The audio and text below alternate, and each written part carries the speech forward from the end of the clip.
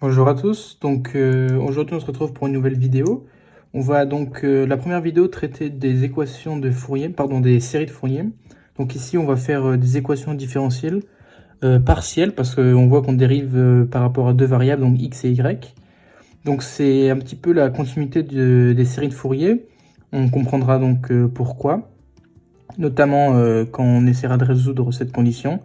Donc ici on a donc l'équation de Laplace qui nous dit que donc le gradient en x et en y, donc d carré u plus, sur dx carré plus d carré u sur dy carré est égal à 0. Ça c'est juste l'équation de Laplace qui est connue de u. Voilà. Donc on a certaines conditions. Donc en u0y, u1y, ux1 est égal à 0 et u de x0 est égal à phi de x. Donc voilà, donc on nous demande d'utiliser la méthode de séparation des variables pour résoudre cette équation. Donc ici, ce que je vais faire, c'est que donc notre fonction u, elle est en fonction de x, y. On va donc utiliser pour l'équation de séparation des variables, donc ça, c'est pas très compliqué. On prend juste grand X de x, grand Y de y. Voilà. Donc après, on va faire une équation par rapport à x et une équation par rapport à y. Bon, en général, je le fais souvent par rapport à t. Je sais pas pourquoi, c'est juste, c'est plus simple pour moi, visuellement, mais voilà. Donc si je fais des erreurs et que je mets des t à la place des y, vous saurez pourquoi. Mais donc le t, c'est un y. Je vais essayer de pas faire trop de fautes. Donc voilà, donc ici, qu'est-ce qu'on fait? Donc x, donc ici, par rapport à l'équation, donc on a x', y plus y', x est égal à 0. Donc là, on essaye donc de juste mettre, pour retrouver une équation différentielle, égale à moins y', sur y. Donc ça avec un lambda supérieur à 0. Donc ça, c'est quelque chose de acquis normalement. Donc on sait que ici, on va pouvoir trouver une solution et ici une solution. Donc voilà.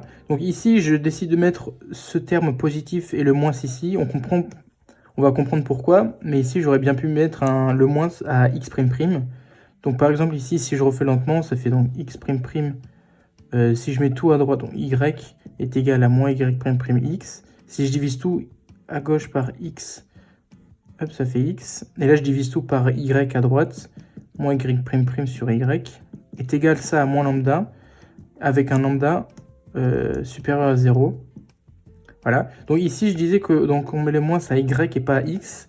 On va comprendre pourquoi, parce que ici, quand je résous cette équation et cette équation, enfin, pardon, cette fraction, donc quand on l'intègre, pardon, pas du tout quand on l'intègre, parce qu'on peut pas. On va faire une équation quadratique, donc x', plus lambda x est égal à 0. Donc ça, si on développe, donc x il va à moins lambda, et lambda on le fait passer à droite, à gauche, pardon, ça fait plus. Donc ça, on prend donc une équation caractéristique, donc ça nous fait u carré plus lambda est égal à 0, donc, pardon, u carré sigma, non, ou micro, je sais plus la lettre, carré plus lambda égale à 0, donc micro est égal à plus ou moins racine de lambda i. Donc ça, c'est du complexe. Et on a la même chose pour l'autre côté. Donc y égale, on va pas plus mettre, on fait la même chose ici, donc on a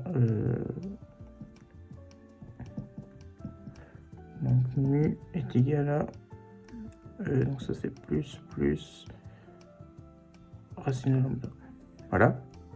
Donc ça c'est réel et ça c'est complexe. Donc maintenant il faut savoir on n'a pas besoin de tout redémontrer, mais on va juste réécrire notre x, donc avec les complexes. Donc par exemple on prend une constante a, cosinus de racine de lambda, x plus b sinus de racine de lambda x et y de y. Donc en réel ça fait c exponentielle de racine de lambda y plus d exponentielle de moins racine de lambda y. Donc ça c'est nos deux formes. Donc c'est bien parce que du coup on va pouvoir donc passer à l'étape d'après avec nos conditions. Donc u de 0y d'abord. Ça fait donc x de 0, y de y. Et donc ça, si on le remplace ici, ça nous fait donc a cos 0, 0, ça fait 1. Et ça fait 0. Facteur de donc y de y. Et ça, c'est égal à 0. Donc a est égal à 0. Et là, il faut bien faire gaffe à, pour tout x et y, différent de 0. Faut assumer ça, parce que sinon, on ne peut pas diviser par 0. Ouais. Pour avoir notre x de 0, on ne peut pas diviser. Si on fait 0 sur y de 0, si notre y est différent et est égal à 0, c'est pas possible. Donc on assume ça, important. Donc voilà, donc on a notre première valeur a est égale à 0. Maintenant, on fait notre deuxième condition, donc 1 de y. Donc ça fait x1 y de y est égal à 0. Là, la même chose, donc on a a cos de 1, ça fait 0. Donc on a b sinus de racine de lambda x est égal à 0. Ça revient à dire que donc, pour quelle valeur de x on a sinus de ce qui est à l'intérieur est égal à 0. Donc quand on a racine de lambda qui est égal à pi n, avec n appartenant au nombre entier. Voilà. Donc voilà, donc le lambda il pourrait même s'écrire n carré pi carré, mais ça ne nous sert à rien parce que ici on a que des racines. Là on a racine de lambda, racine et racine. Donc voilà, donc deuxième condition remplie, u de x1. Hop. U de x1, ça fait quand x, y de 1 est égal à 0. Donc là, la même chose, on assume que x est différent de 0, donc on a juste y, ça fait c exponentielle de lambda y, plus d exponentielle de moins lambda y est égal à 0. Donc là, on va juste exprimer l'un en fonction de l'autre, donc c est égal à moins d exponentielle de moins 2 racine de lambda. Voilà, donc ça on peut le réécrire dans son équation dans notre équation de y, ça fait donc moins d exponentielle de moins 2 racine de lambda exponentielle de racine de y lambda exponentielle de racine lambda y plus d exponentielle de moins racine de lambda y. Donc ça, si on factorise tout par d, ça fait moins d exponentielle, moins exponentielle de moins 2 racine de lambda plus racine de lambda y plus exponentielle de moins racine de lambda y. Voilà. Donc là, si on réexprime tout, donc x et y, donc u de x, y, ça fait... Ah, on a dit que c'était 0. On a donc plus que b sinus de npi y facteur de... Ah, pardon, c'est pas y, npi x facteur de ça, donc ça fait d exponentielle de moins non, c'est ce que j'ai écrit, oui, c'est un 2 de lambda plus lambda y. Pardon, les lambda, faut absolument ici faut absolument remplacer notre racine de lambda par npi. Donc ici moins exponentielle moins 2 npi y plus npi y, là il n'y a pas de y, np plus npi y plus exponentielle de moins npi y. Voilà. Donc là on va juste faire, donc ce qu'on fait là, c'est que on va utiliser la propriété que Fourier nous a permis, c'est que là nous avons que des valeurs, mais Fourier nous a dit que si on transforme tout ça en somme, on va pouvoir tendre tout ça vers un point et vers une valeur.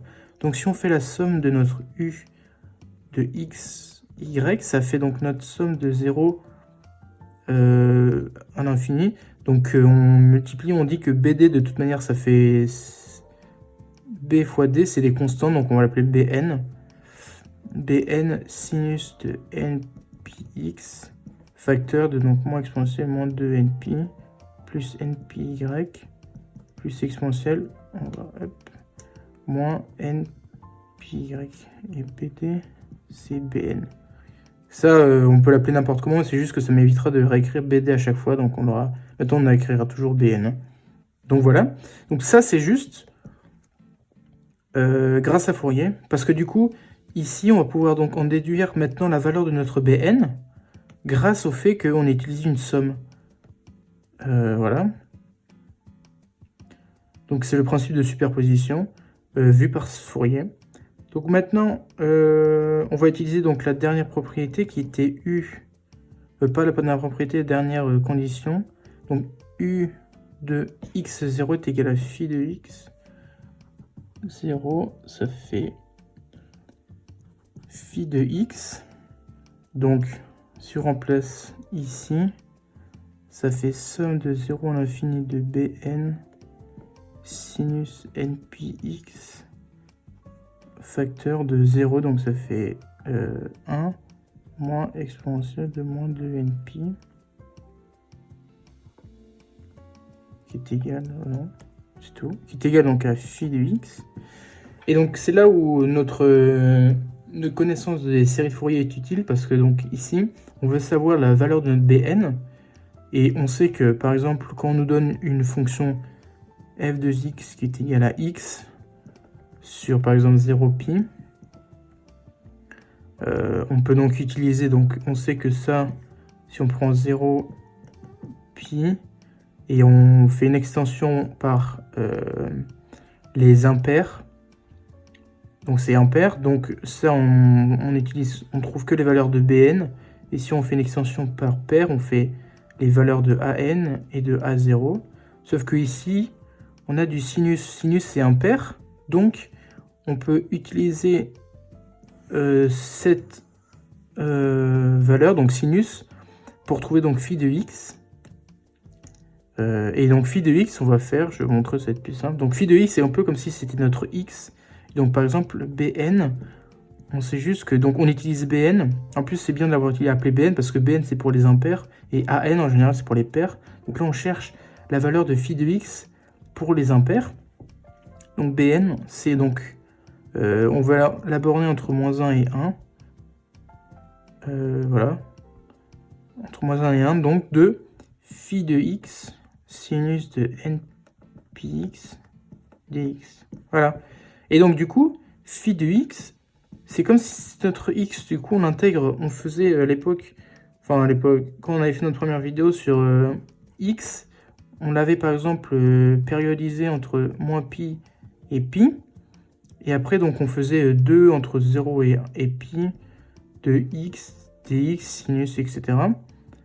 Et là, je préfère qu'on ne fasse pas le 2, qu'on multiplie tout par 2 et qu'on réduise les conditions, les normes, les bornes, pardon.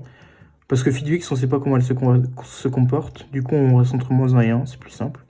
Donc voilà, donc là, on n'a pas besoin de calculer phi de x, parce qu'avant, on peut calculer x, c'est simple. Mais ça, phi de x, on ne connaît pas la valeur. Donc on lège seulement comme ça, donc Bn, c'est égal à ça. Et on peut faire ça parce qu'ici, on reconnaît que Bn sinus de x, donc ce bout-là avec ce bout-là, est égal à ça. Donc, si j'efface... Donc du coup, ça revient à dire que donc notre... on va l'appeler UN d'ailleurs, c'est plus simple, N. Comme ça, là, on va la distinguer de U de tout à l'heure, X, Y. C'est donc notre Bn, c'est 1 sur ça, fois l'intégrale de moins 1 jusqu'à 1, phi de x, tout ça. Parce que ici, en fait, ce que je voulais dire tout à l'heure quand j'ai encadré, c'est que c'est grâce à ça, si j'efface, mais il ne faut pas l'effacer. Hein. En gros, c'est comme ça qu'on se dit qu'on peut calculer la valeur de notre série de Fourier, donc la valeur de Bn, parce qu'on a Bn fois sinus est égal à phi de x. Là, on reconnaît qu'on a une série de Fourier. Cependant, on a 1 moins exponentielle de moins 2np qui est en trop. Du coup, c'est pas comme s'il fallait l'enlever, mais c'est pour du coup savoir la vraie valeur de Bn. C'est donc ça qu'on vient diviser par cette valeur. Et voilà, donc là on obtient la valeur de Bn. Donc du coup, U de nx. Donc, je sais pas si ça a été complètement clair, mais dites-moi. Et je ferai peut-être petit aparté dans la prochaine vidéo pour réexpliquer ça. Donc unxy est égal à donc la somme de 0 à l'infini. Donc là, on reprend juste ça. Donc Bn, on a dit que c'était fois 1 sur 1 moins exponentielle moins 2nπ. Tac. Donc un de xy, c'est la somme de 1 sur 1 moins exponentielle moins 2nπ fois... D'ailleurs, ça on pourrait enlever la somme, mais bon. Moins 1 phi de x, sinus de npx, dx. Et fois, faut pas oublier ça, notre y de y fois exponentielle de moins 2nπ plus npy plus exponentielle de moins npy. Et voilà. Donc là, on obtient donc la solution de notre équation différentielle en utilisant la méthode des variables. Voilà, merci de m'avoir écouté et abonnez-vous.